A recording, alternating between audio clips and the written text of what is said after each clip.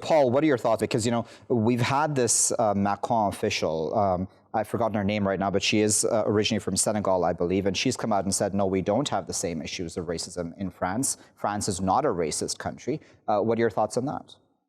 Well, my thoughts are that it does have racism. It may not be of the same sort, but there is certainly an antagonism. I think part of the problem is, and Joel was driving at this, is the idea in France, is a very deeply seated idea in France that there was very often the French contrast British colonialism with French colonialism, and they see there as having been a bad colonialism and a good colonialism, and the post-colonial thing, in France was well managed, and so it goes, and also the signing up to the idea of universal rights kind of becomes a cloak to the reality.